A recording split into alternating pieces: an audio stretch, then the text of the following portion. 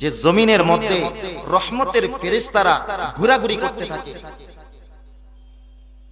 রাস্তার বিভিন্ন যেই মেইন রোড আছে, অলিতে গলিতে যেই সমস্ত রাস্তাগুলা রয়েছে, এই রাস্তার অলিগলি দিয়ে রহমতের ফেরেশতারা ঘোরাঘুরি করতে থাকে। কেন? একটাই কারণ, তারা ঘোরাঘুরি এই উদ্দেশ্যে করে, তারা খোঁজ নিতে থাকে যে কোন জায়গায় আল্লাহ রাব্বুল আলামিনের জিকির চলছে, কোন জায়গার মধ্যে আল্লাহর বরত্বের কথা চলছে, কোন জায়গার মধ্যে আল্লাহর মারিফতের কথা চলছে। এই সমস্ত মজলিসগুলা তারা তালাশ করতে থাকে। তালাশ করতে করতে যখন একটা মজলিস পেয়ে যায়, কোন একজন ফেরেশতা বা কিছু সংখ্যক ফেরেশতারা যদি একটা মজলিস পেয়ে যায়, তখন তারা অন্যান্য ফেরেশতাদেরকে টেলিফোন করে বলতে থাকে, এই তোমরা যেই যেখানে আছো সবাই তোমরা চলে আসো এই ঈদগাহ ময়দানে, এখানে কোরআনের আলোচনা চলছে, এখানে আল্লাহর মারিফতের কথা চলছে, এখানে নবীর বরত্বের কথা চলছে, রহমতের কথা চলছে। তোমরা সবাই যেই যেখানে আছো সবাই এই মাহফিলের প্যান্ডেলের মধ্যে তোমরা চলে আসো, আর কোথাও খোঁজা লাগবে না। রহমতের প্যান্ডেল এবং জান্নাতি বাগান আমরা খুঁজে পেয়ে গিয়েছি। তখন ফেরেশতারা দলে দলে সবাই এই মাহফিলটার মধ্যে চলে আসে। আসার পরে কি হয় জানেন? আমরা যেরকম ভাবে বসতে বসতে এই মাঠটা ভরপুর করে ফেলি, তখন অন্য কোন মানুষ এসে এখানে বসতে পারে না, জায়গা পায় না, যার জন্য তারা পিছন থেকে বসতে থাকে। ঠিক তদ্রূপভাবে এখানে ফেরেশতারা বসতে বসতে যখন গোটা মাঠখানা ভরে যায়, তখন রহমতের ফেরেশতা একজন আরেকজনের কাঁধের উপরে উঠতে থাকে। উঠতে উঠতে প্রথম আসমান, দ্বিতীয় আসমান, তৃতীয় আসমান, চতুর্থ আসমান, সপ্তম আসমান পার হয়ে যখন আল্লাহর আরশ পর্যন্ত চলে যায়, আল্লাহ রাব্বুল আলামিন জিজ্ঞাসা করেন, ও আমার ফেরেশতারা, তোমরা এরকম ঠেলাঠেলি কেন করতেছো, এরকম পারাপারি কেন করতেছো? তখন রহমতের ফেরেশতারা বলেন, আল্লাহ গো, দুনিয়ার জমিনের মধ্যে নারায়ণগঞ্জ জেলায় ঈদগাহ ময়দানে তোমার মারিফতের কথা চলছে, তোমার বরত্বের কথা চলছে, যেই কিতাব তুমি পাঠিয়েছো সেই কিতাবের কথা চলছে। আল্লাহ, সেই মজলিসের মধ্যে আমরাও শরীক হয়েছি। আল্লাহ রাব্বুল আলামিন তখন জিজ্ঞাসা করেন, ও আমার ফেরেশতারা, দুনিয়ার জমিনের মধ্যে যেই মজলিসটার কথা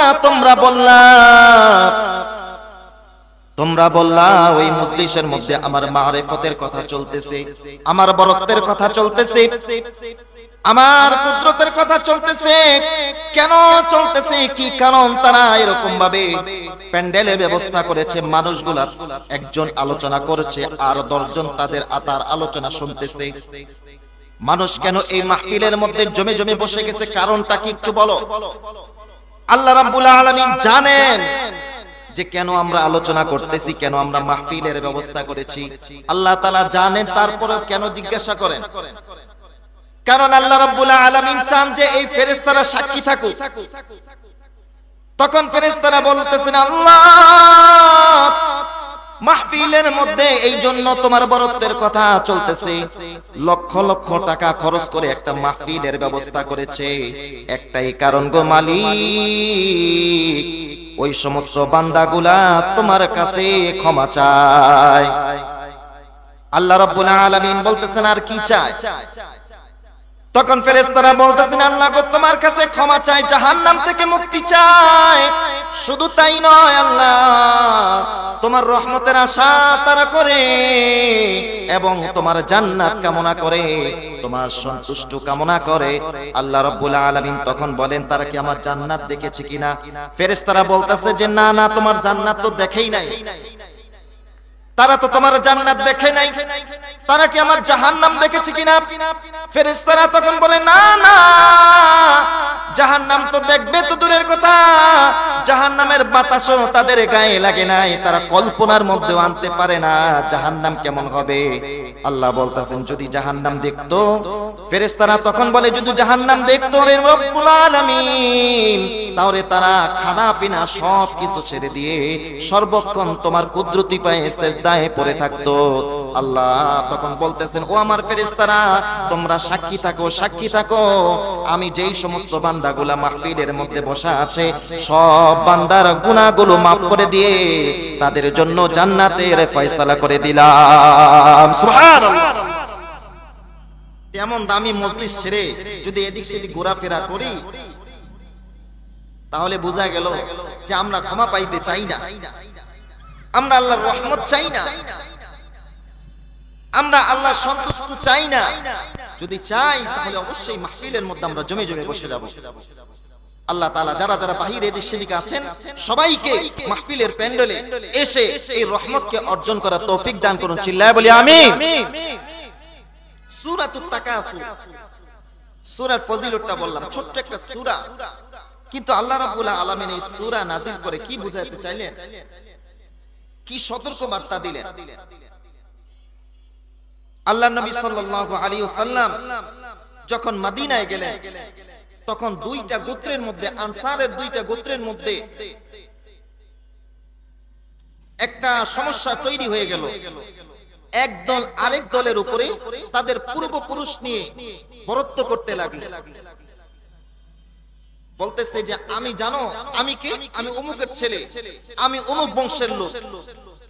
আরেকজন বলতেছে আমাকে চিনো, আমি অমুক, আমার বাবার নাম অমুক, এবং আমার ক্ষমতা এত দূর, এবং আমরা হচ্ছে এমন বংশের অধিকারী। এরকম দলাদলি কাদা ছড়াছড়ি আমাদের মধ্যে আছে না নাই? আসতে বলেন কেন আছে না নাই? আমাদের মধ্যেও আছে। তখন তারা জীবিত মানুষদেরকে নিয়ে, তাদের পূর্বপুরুষদেরকে নিয়ে এরকম ভাবে গর্ব করতে লাগলো, নিজেদের বংশ মর্যাদা নিয়ে গর্ব করতে লাগলো। করতে করতে করতে এমনকি তারা মৃত ব্যক্তি যারা যারা মারা গিয়েছে, কবরস্থ হয়ে গিয়েছে, তাদেরকে নিয়ে পর্যন্ত তারা গর্ব শুরু করে দিল। আল্লাহ রাব্বুল আলামিন এই দুই দলের এরকম ফিতনা দেখে, ফাসাদ দেখে আল্লাহ তাআলা সরকারে দু আলমের উপরে নাজিল করে দিলেন, আল্লাকুমুত তাকাসুরু হাত্তা যুরতুমুল মাকাবির, আল্লাকুমুত তাকাসুরু হাত্তা যুরতুমুল মাকাবির। যে মানুষ একজন আরেকজনের সাথে তাদের নিজেদের টাকা পয়সা নিয়ে, তাদের নিজের আধিপত্য নিয়ে, ক্ষমতা নিয়ে একজন আরেকজনের সাথে যে বড়াই করে, বাহাদুরি দেখায় যে আমার অমুক ক্ষমতা আছে, আমি অমুক দলের কর্মী, আমি সমাজের মধ্যে এমন ব্যক্তি, আমি রাষ্ট্রের মধ্যে এমন একজন ব্যক্তি, যে একজন আরেকজনের সাথে গর্ব করতে থাকে, আমার এতটা বাড়ি আছে, আমার এতটা গাড়ি আছে, আমার অনেক জায়গা সম্পত্তি আছে, এটা নিয়ে বাহাদুরি করতে থাকে। আল্লাহ রাব্বুল আলামিন বললেন হাত্তা যুরতুমুল মাকাবির, মানুষ মরার আগ পর্যন্ত নিজেদের টাকা পয়সা, নিজেদের ক্ষমতা, নিজেদের আধিপত্য নিয়ে বাহাদুরি করতে থাকে, যার কারণে তারা দুনিয়ার মোহে পড়ে, দুনিয়ার লোভ লালসায় পড়ে পরকালকে ভুলে যায়। ঠিক কিনা বলেন? মরার আগ পর্যন্ত মানুষ, কিছু কিছু মানুষ আছে যারা নিজেদের টাকা পয়সা, ক্ষমতা, আধিপত্য নিয়ে সবকিছু নিয়ে বাহাদুরি করে, কিন্তু মরে গেলে কিছু থাকে। এই কথা বলেন না কেন? মরে গেলে কিছু থাকে। কেউ কোনোদিন কিছু নিয়ে যেতে পারে নাই, কেউ নিয়ে যেতে পারবেও না। দুনিয়ার মধ্যে বহু বড় বড় ক্ষমতাধর, বহু বড় বড় ক্ষমতাশীল ব্যক্তিরা, তারাও দুনিয়া ছেড়ে চলে যেতে হয়েছে। কেউ দুনিয়ার মধ্যে চিরস্থায়ী ছিল না, থাকবেও না। সবাইকে চলে যেতে হবে, সবাইকেই মাটির সাথে মিশে যেতে হবে। ঠিক কিনা বলেন? একদিন মাটির ভিতরে হবে ঘরে মন আমার, কেন বান্ধ দালান ঘরে মন আমার, কেন বান্ধ দালান ঘর। একদিন মাটির ভিতরে হবে ঘরে মন আমার, কেন বান্ধ দালান ঘরে মন আমার, কেন বান্ধ দালান ঘর। প্রাণ পাখি উড়ে যাবে পিঞ্জর চিরে, ধরা দমে সবই রবে, তুমি যাবে চলে। বন্ধু বান্ধব যত, মাতা পিতা দ্বারা সুত, সবই হবে তোমার পরে মন আমার। কেন বান্ধ দালান ঘর রে মন আমার, কেন বান্ধ দালান ঘর, একদিন মাটির ভিতরে হবে ঘর রে মন আমার। কেন বান্ধ দালান ঘর রে মন আমার, কেন বান্ধ দালান ঘর। ঠিক কিনা বলে? সবাইকে চলে যেতে হবে, কেউ থাকার জন্য আসে নাই, কেউ ক্ষমতা চিরস্থায়ীর জন্য, আমরা এখানে ক্ষমতাকে টিকে রাখার জন্য আসে নাই। সবাইকে সব ছেড়ে চলে যেতে হবে। দুনিয়ার রাজত্ব করেছে, দুনিয়া সুলতানি করেছে, গোটা দুনিয়ার বাদশাহী করেছে, তারাও দুনিয়া ছেড়ে চলে গিয়েছে। যুলকারনাইন গোটা দুনিয়ার রাজত্ব করেছিল, তাকেও দুনিয়া ছেড়ে চলে যেতে হয়েছে। ফিরআউন, নমরুদ এবং আরো বড় বড় বেঈমানগুলা, তারা দুনিয়ার মধ্যে রাজত্ব করেছে, দুনিয়ার মধ্যে ক্ষমতা দেখিয়েছে, তারপরেও তাদেরকে চলে যেতে হয়েছে। ঠিক কিনা বলে? তাহলে আমি আপনি চিরদিন থাকার জন্য আসছি, আমাদেরকেও চলে যেতে হবে। যুলকারনাইন গোটা দুনিয়ার রাজত্ব করেছে, বাদশাহী করেছে। মরার আগে সন্তানদেরকে ডাক দিয়ে বলতেছেন, ও আমার সন্তান, আমার যখন মরণ চলে আসবে তখন তোমরা আমাকে কাফনের কাপড় দিয়ে সাজিয়ে আমার দুইটা হাত তোমরা বের করে রাখবা।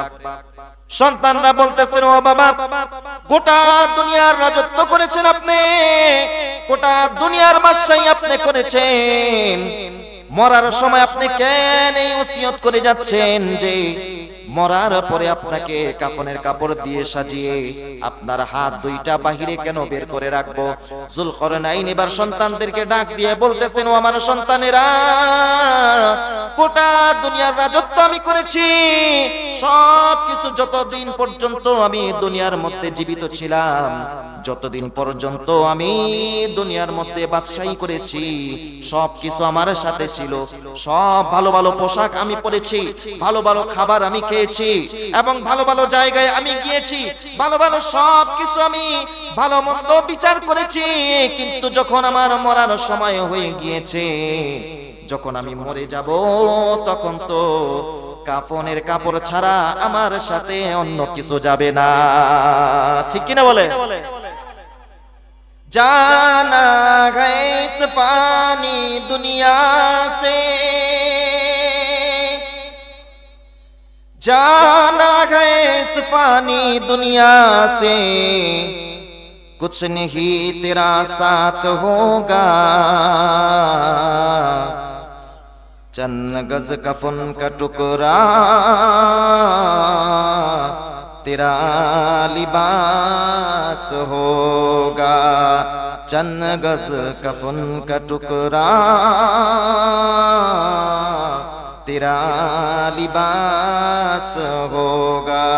यहाँ हम सब मुसाफिर गए, कब्र आखिर ठिकाना, कोई आगे रवाना है, कोई पीछे रवाना। अरे आकिल न हो गाफिल, अरे आकिल न हो गाफिल, तुझे एक दिन जाना है, तुझे एक दिन ये मुँह अपनी रब को दिखाना है। দুনিয়া ছেড়ে চলে যেতে হবে। কেউ চিরদিন থাকার জন্য দুনিয়ার মধ্যে আসি নাই, কেউ চিরদিন আরামের বিছানায় শোয়ার জন্য আসি নাই। সবাইকে দুনিয়ার মায়া ছেড়ে, দুনিয়ার স্বজনদের মায়া ছেড়ে, দুনিয়ার আরামের বিছানা ছেড়ে, আরামের ঘর ছেড়ে, আরামের জায়গা ছেড়ে, বড় বড় ক্ষমতার পথ ছেড়ে দিয়ে যখন আমি চলে যাব তখন আমার সঙ্গে কেউ যাবে না, কেউ যাবে না, শুধু সাথে যাবে 3 গজ কাপড় দিয়ে আমাকে সাজিয়ে স্বজনেরা আমাকে কবরের মধ্যে নিয়ে যাবে। ঠিক কিনা বলে? যাওয়ার সময় আপনার সাথে কেউ যাবে না, কেউ যাবে না। যখন আপনি মারা যাবেন, যখন আপনার দেহ থেকে আপনার প্রাণটা চলে যাবে, আল্লাহ রাব্বুল আলামিন যখন আপনার প্রাণটা ছিনিয়ে নিয়ে যাবেন, মালাকুল মউত এসে যখন আপনাকে ছো মেরে আপনার রূহটাকে কবজ করে নিয়ে যাবে, তখন আপনার সাথে কোনো কিছুই যাবে না।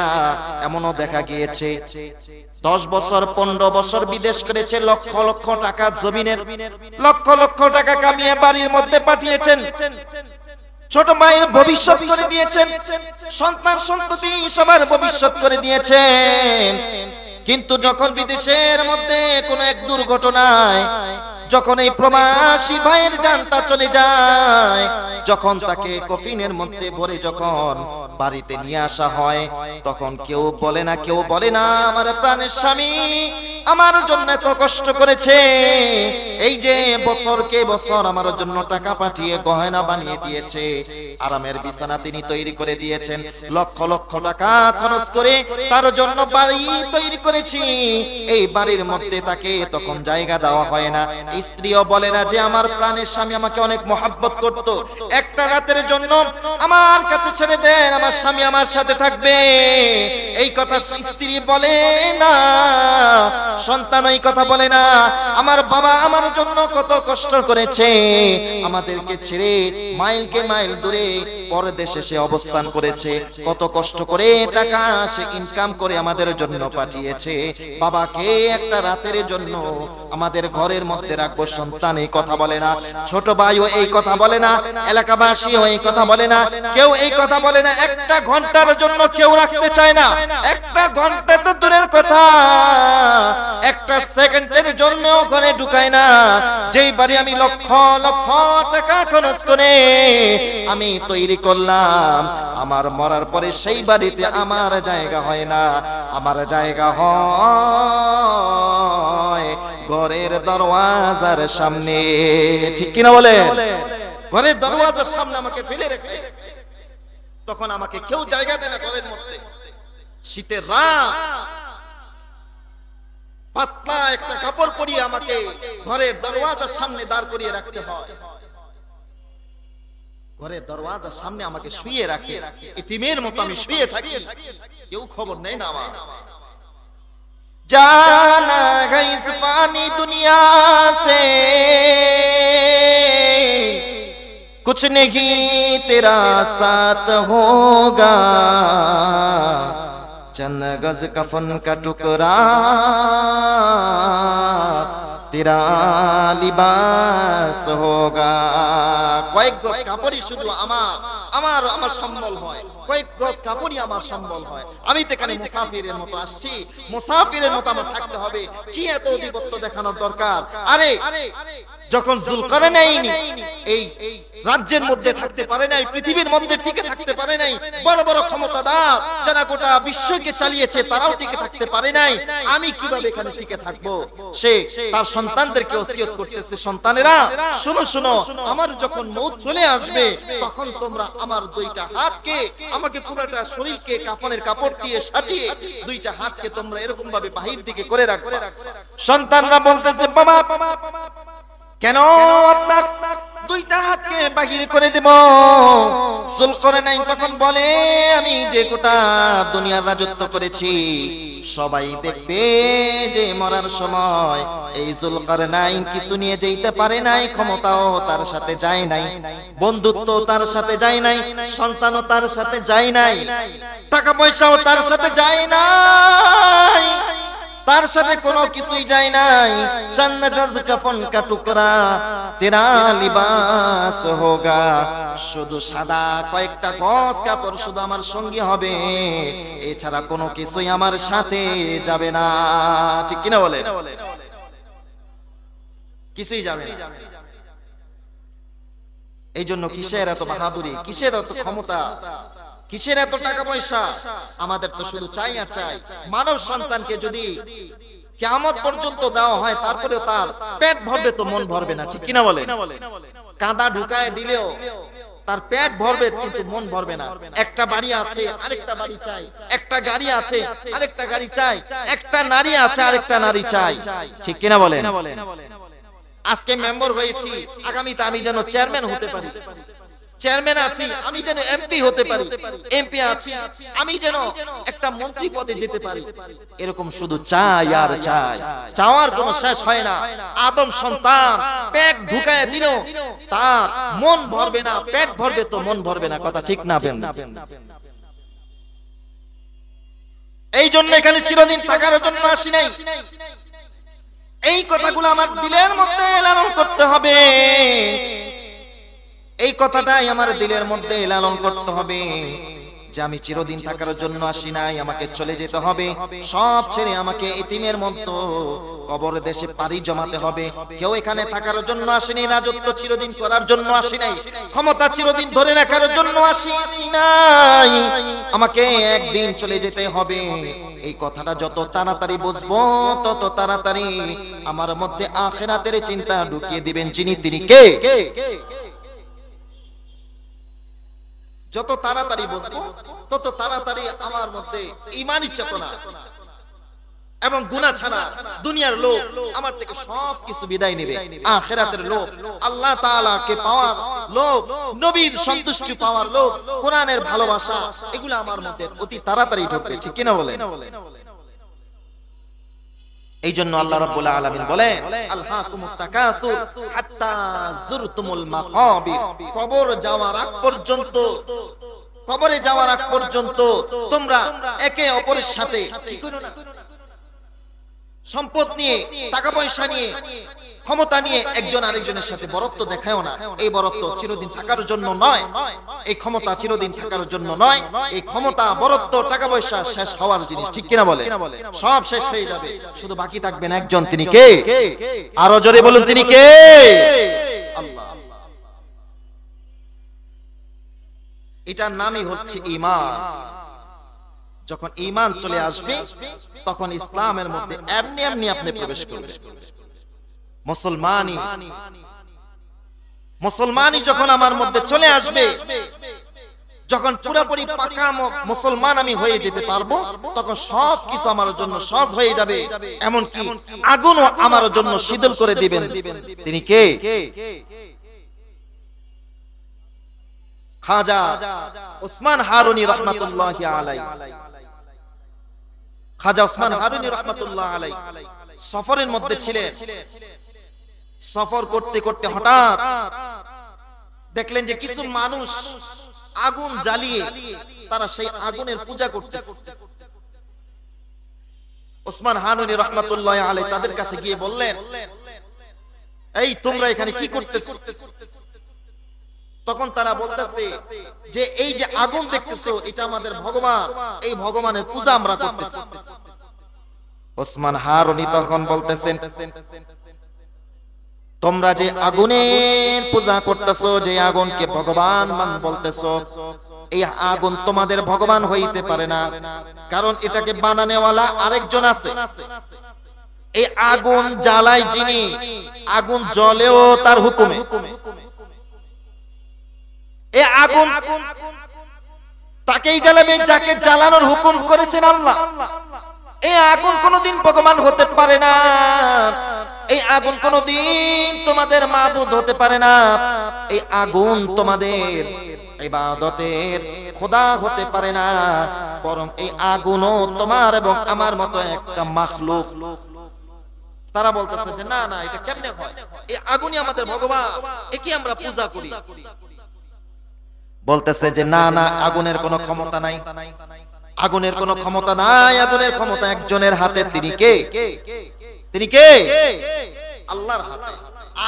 আল্লাহ যদি বলে আগুন তুই জ্বল, তাহলে আগুন জ্বলবে। আল্লাহ যদি বলে আগুন তুই জ্বলিস না, তাহলে আগুন জ্বলবে না। আগুনের ক্ষমতা নাই। এবার তারা বলতেছে, তুমি বলতেছো আগুন নিজের কোনো শক্তি নাই, তাকে চালায় আরেকজন। ওসমান হারুনি বলতেছে, হ্যাঁ হ্যাঁ, যেই কথা আমি বলেছিলাম এটা এখনো বলি, আগুনকে চালায় আরেকজন। যার হুকুমে আগুন কাউকে জ্বালায় আবার কারোর জন্য শীতল হয়ে যায়। তারা বলতেছে কিভাবে সেটা? ওসমান হারুনি বলতেছে আল্লাহ রাব্বুল আলামিন যদি আগুনকে জ্বালানোর ক্ষমতা না দেয় তাহলে এই আগুন জ্বলবে ঠিক, কিন্তু কাউকে জ্বালাইতে পারবে না। যেমনি ভাবে আমার পিতা খলিলুল্লাহ ইব্রাহিম আলাইহিস সালাতু ওয়াস সালামের জন্য আগুন শীতল হয়ে গিয়েছিল। যখন ইব্রাহিম আলাইহিস সালাতু ওয়াস সালামকে আগুনের মধ্যে নিক্ষেপ করা হয়েছে, আল্লাহ রাব্বুল আলামিন আগুনকে বলে দিয়েছেন কুলনা ইয়া নারু কুনি বারদাও ওয়া সালামান আলা ইব্রাহিম। আগুন তোকে তো আমি একটা স্বভাব দিয়েছি, তুই যেখানে যাবি যেই জিনিস তোর সাথে লাগবে সেটাকে তুই জ্বালিয়ে ভস্ম করে দিবি, কিন্তু না তোর মধ্যে আমার বন্ধু খলিলকে নিক্ষেপ করা হয়েছে। খবরদার খলিল তো দূরের কথা, খলিলের একটা পশমও তুই জ্বালাতে পারবি না, আমার খলিলের জন্য তুই শীতল হয়ে যা। সুবহানাল্লাহ। তাদেরকে এই কথা বলার পরে তারা বলতেছে যে না এই কথা আমরা বিশ্বাস করি না, তুমি তো এই কথা কেমনে বললা, তুমি করিয়া দেখাও দেখি। ওসমান হারুনিকে বলতেছে যে তোমার বাবার রেফারেন্স তুমি দিতেছো, তুমি পারবা নাকি, তোমার জন্য এই আগুন শীতল হবে নাকি? ওসমান হারুনি রাহমাতুল্লাহি আলাইহি বলতেছে বাবার জন্য যদি আগুন শীতল হইতে পারে তাহলে সন্তানের জন্য এই আগুন শীতল হইতে পারে। আগুনকে বাবার সময় যিনি শীতল বানিয়েছেন তিনি এখনো আছেন। তিনি কে? সেই আল্লাহ এখনো আছেন। আল্লাহ চাইলে এই আগুনকে এখনো শীতল বানাইতে পারেন। তখন তারা বলতেছে তাহলে তোমার একটা আঙ্গুল এই আগুনের মধ্যে ঢুকিয়ে আমাদেরকে দেখাও, তোমার একটা আঙ্গুল এই আগুনের মধ্যে দিয়ে দেখাও দেখি না জ্বলাই কিনা তোমার। ওসমান হারুনি বলতেছে যিনি একটা আঙ্গুল কেন, আমার গোটা বডিটা এই আগুনের মধ্যে আমি নিয়ে যাব। সুবহানাল্লাহ। একটা আঙ্গুল তো সামান্য জিনিস, আমার বাবা যেরকম ভাবে পুরা বডিটা আগুনের মধ্যে দিয়ে দিয়েছেন, আমিও আমার বাবার মতো আমার গোটা বডিটাকে এই আগুনের মধ্যে দিয়ে দিব, কিন্তু আগুন আমাকে জ্বালাবে না। সুবহানাল্লাহ। সবাই এবার দেখার জন্য প্রস্তুত হয়ে গিয়েছে। সবাই গ্যালারির মধ্যে বসে গেল যে এই লোক বলতেছে আগুন তাকে জ্বালাবে না, আগুন তাকে জ্বালাবে না, এটা দেখার জন্য সবাই গ্যালারির মধ্যে প্রস্তুত। ওসমান হারুনি, খাজা ওসমান হারুনি রাহমাতুল্লাহি আলাইহি বলতেছে আমি আগুনের মধ্যে ঝাঁপ দিব, তার আগে আমাকে একটু তার সাথে কথা বলার সুযোগ করে দাও, এক বদনা পানি দাও, পানি দিয়ে আমি একটু ওযু বানাইবো। ওসমান হারুনি সুন্দর করে ওযু বানাইলেন। ওযু বানানোর পরে আল্লাহ রাব্বুল আলামিনের কুদরতি পায়ে সিজদা করলেন, 2 রাকাত নফল নামাজ আদায় করলেন। আদায় করার পরে আল্লাহ রাব্বুল আলামিনের কাছে হাত উঠিয়ে বলতেছেন আল্লাহ আমার পিতা ইব্রাহিম খলিলুল্লাহর সময় যেই পরীক্ষা এসেছিল ওই পরীক্ষার মধ্যে আমার বাবা ইব্রাহিমকে তুমি যেমনি ভাবে উত্তীর্ণ করেছো, আমি তার সন্তান হয়ে আজকে সেই রকম একটা পরীক্ষা দিতে যাচ্ছি। আল্লাহ তুমি আমাকে ওই পরীক্ষার মধ্যে উত্তীর্ণ করো। আয় আল্লাহ আমার বাবার জন্য তুমি এই আগুনকে কুলনা ইয়া নারু কুনি বারদাও ওয়া সালামান আলা ইব্রাহিম, আমার বাবার জন্য যেমন শীতল